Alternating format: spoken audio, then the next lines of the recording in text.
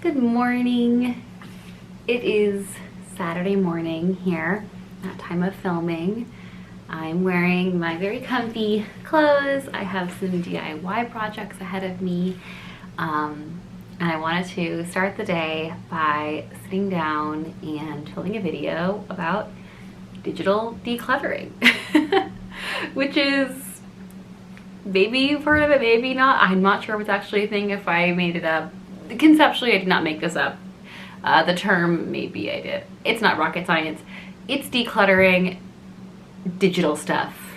Your emails, your computer, your social media accounts. This is something that I kind of started actively thinking about as something to do a couple years ago, and I've started doing it, and it has been really great for me.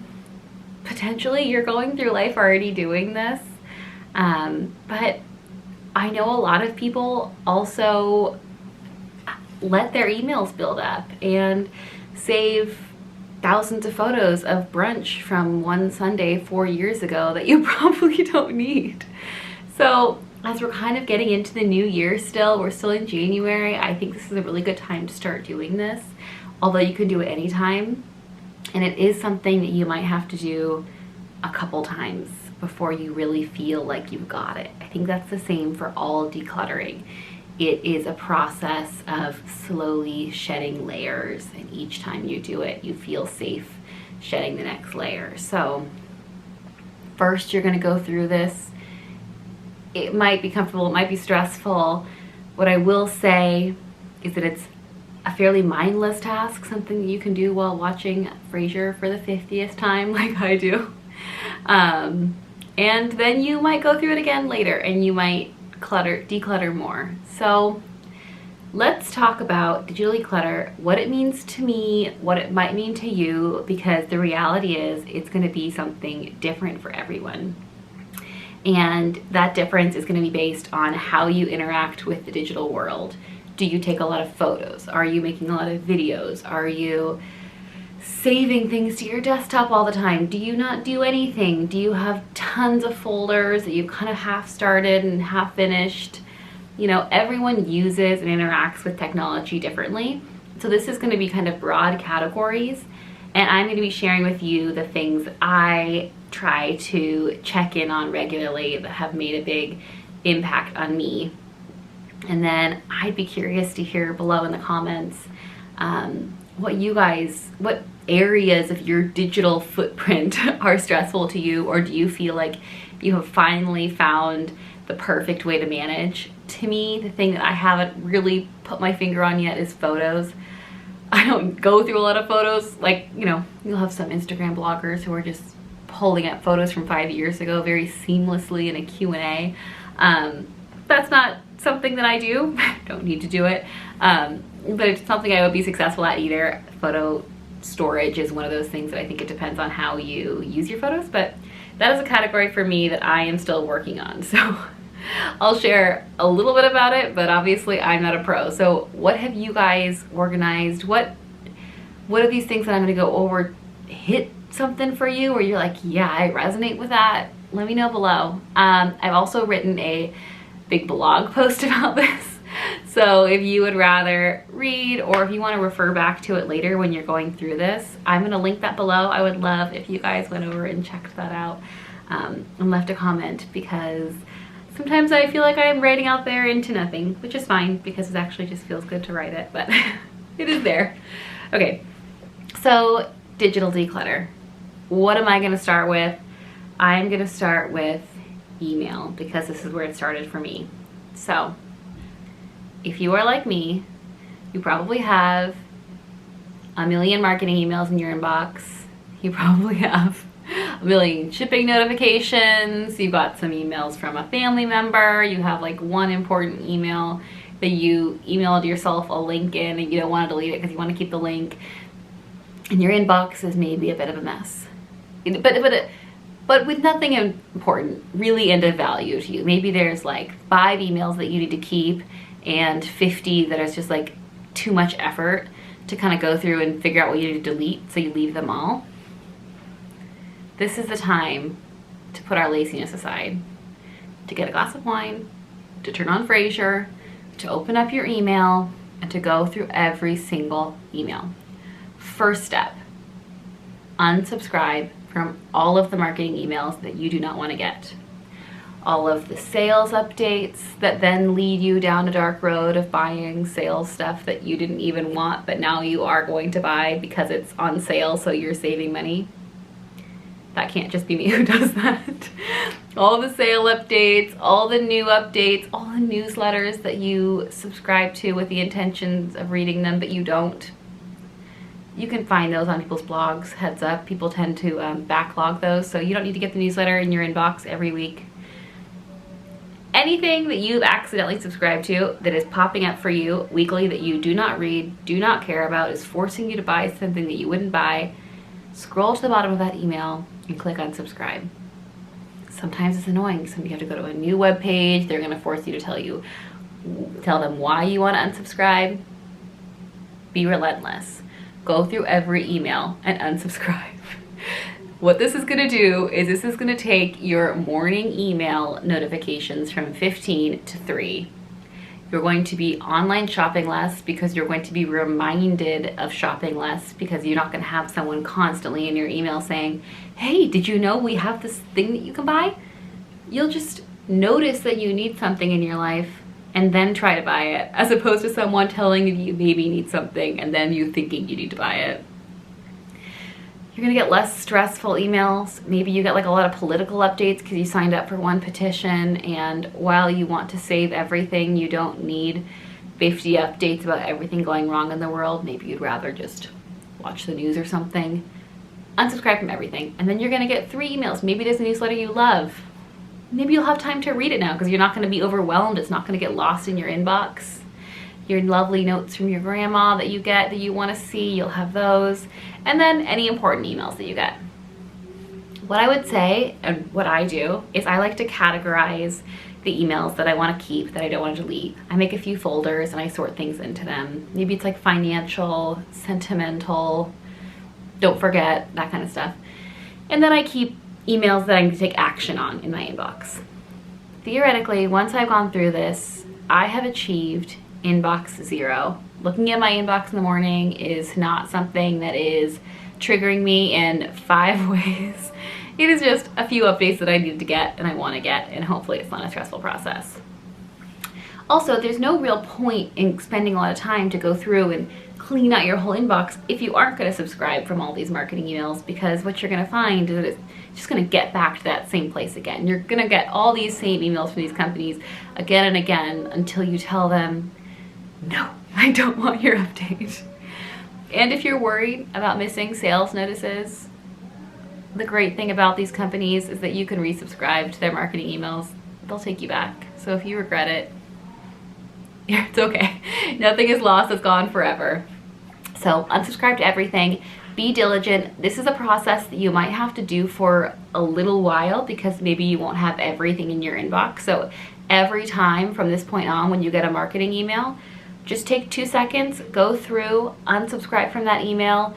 After about a month of doing this, you should be good unless you have really signed up for a lot of marketing campaigns. And then it kind of works for you. Until you start signing up for stuff again, your email inbox will stay small and it'll stay unstressful. And it's amazing. I used to get so many emails, and every time I would look at them and I would just delete them one off, and then it's like, why am I spending time every morning deleting this email from this company that I don't want? I could just stop this forever. I've done that. I continue to do that as I sign up and then unsubscribe from things. I love it. It makes a big difference to me in my morning routine, and I can't recommend it. This is something I do, mind you, for personal email and also for my work email, both in terms of unsubscribing and categorizing, and then just keeping action items in my main inbox. So once your email is better, you've deleted, you've unsubscribed, you've categorized, you have created peace, I like to take a look at my desktop and at my iPhone. So I do the same thing.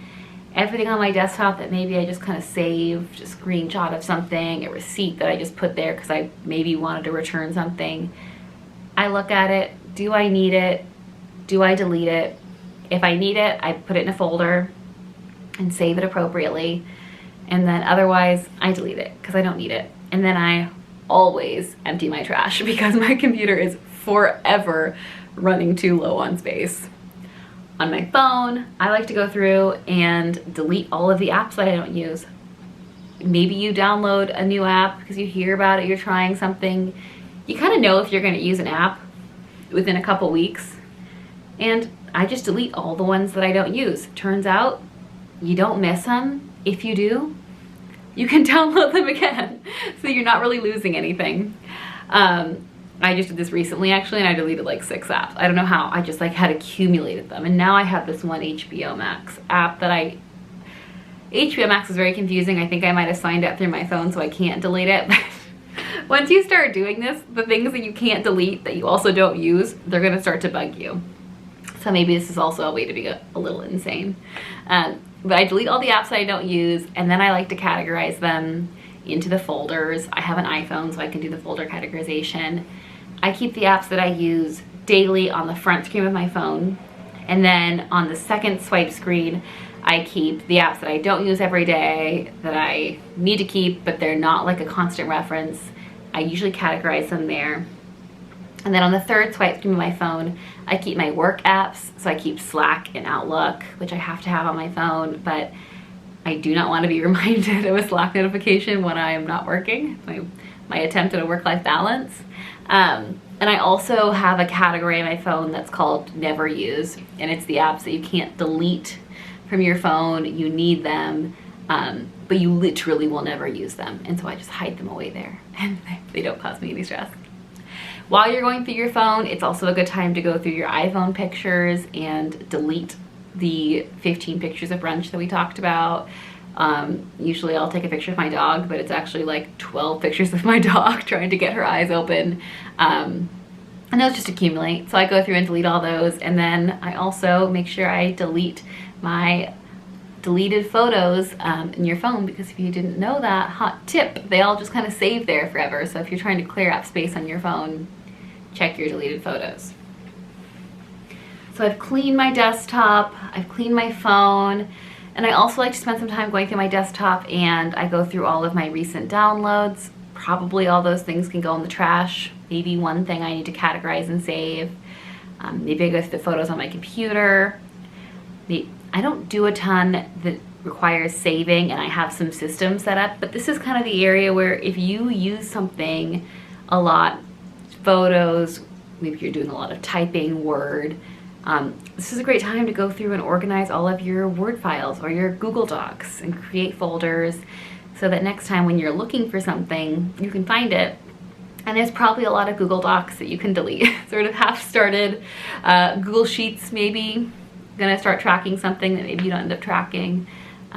All with the intention of then being able to easily find the things that you don't need or do need later on. So at this point, I've created in Box Zero ultimate peace for myself. I have a sort of not stressful looking home screen. My computer screen brings me peace. I just have a few folders that I might want to reference often. I've cleaned up disk space by emptying my trash, and I'm feeling pretty good. And then the last thing that I like to do is a social media declutter. And this might be the biggest aspect of the declutter, or maybe sort of the most emotionally impactful. If you are like me, you maybe spend more time on social media than you would like to admit. I mean, we are here on YouTube right now. I don't know if YouTube is considered social media, but it's probably not far off.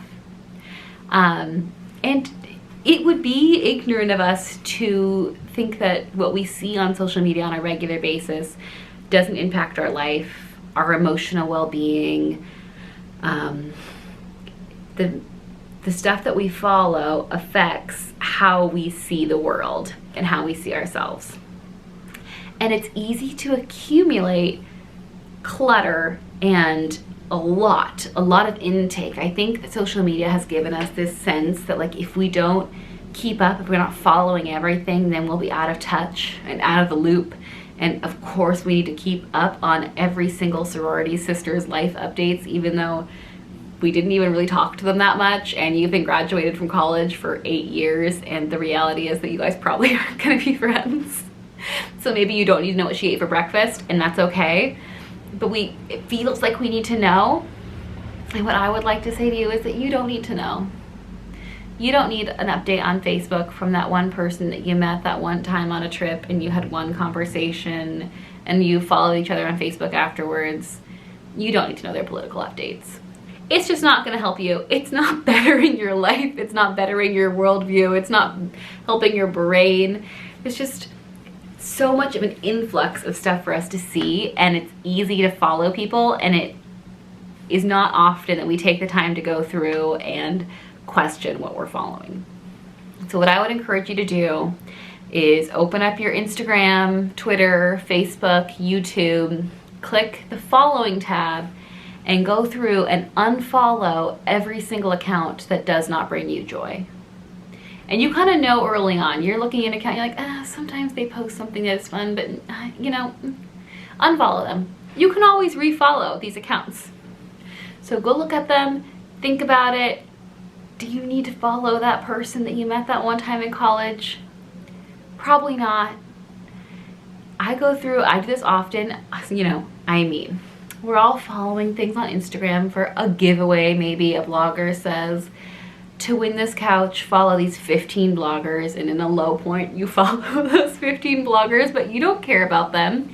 You don't need all of their updates, but they just kind of accumulate there. So go through, think long and hard about what you want to be following, what brings you joy, what makes you feel stressed, what causes anxiety, jealousy, what makes you compare yourself to others, what accounts kind of trigger those negative feelings for yourself, and unfollow them. Just unfollow them. It'll feel great. And the best part about this is then when you go on social media, you're just going to see the accounts that you like, the accounts that bring you joy. And you'll spend less time because you're not following 700 accounts that don't bring you joy. And this, like all of the uncluttering, might take a while. And sometimes you'll go through and you're like, I just feel guilty unfollowing them. I'm just gonna keep following them. But you might unfollow some. And then later, this person will pop up in your feed and you'll be like, I don't care about this post. Why am I getting this post? Why is this showing up in my feed? And you'll think to yourself, I could unfollow them. It'll start to occur to you that you can take some agency in the stuff that you spend a lot of time scrolling through every day. So go through that follow list again and unfollow again, and then you'll do it another time, and eventually you'll kind of have a manageable number of people that you follow that bring you joy, that don't bring you stress, that don't cause you to compare yourself to them. And you know, our relationships with social media, I think, will always be fraught, but it is a really good step that we can take to create a relationship with this thing that we both get a lot of joy from and also causes a lot of sort of negative effects. So go through all of your accounts, unfollow people. If there's someone that you really feel guilty unfollowing, maybe you're like, I don't want them to know, hide them from your feed or mute them, I guess, on Instagram. That's okay. You just don't need an update on people's lives. And I think it feels like we do now. So yeah, I would encourage you to take some time to go through all of your social media accounts, to unfollow anything that just does not bring you joy, let it go, and move forward with your life a little more peacefully. So those are my #1 things that I like to do for a digital declutter. Unsubscribe from my marketing emails, clean my email up, clean up my phone screen, delete apps, clean up my computer screen, delete everything I don't want to keep on my computer, and unfollow everything on social media that isn't making me feel good when I see their posts in my feed as I scroll for hours a day. I encourage you to try this. I encourage you to try it for a while, to do one cull, and then to go through and set a reminder for yourself to do it in a month, just to kind of maintain it. It's a lot more upfront work and then like very easy maintenance after that. So I'd love to hear if you guys try this. I'd love to know if it makes a difference for you, if it brings you more joy, if it makes you reconsider your relationship with digital material in general, and also social media, I guess, in particular. And I'd love to hear if it makes an impact. So comment below, follow and subscribe. If this channel brings you joy, I would love to stay in touch with you. I think the next thing I'm gonna be talking about is a desk update. This is a sneak peek. She's gotten a paint job, and then I'm gonna be doing a rattan DIY here. So I'm doing a little office update, and I'm excited to share that with you guys. I am wishing you a lovely, wonderful weekend, and hopefully you are observing Martin Luther King Jr. Day tomorrow. Go peacefully forward with conscious choices about how you want to live your life. I'll see you guys in the next video. Bye.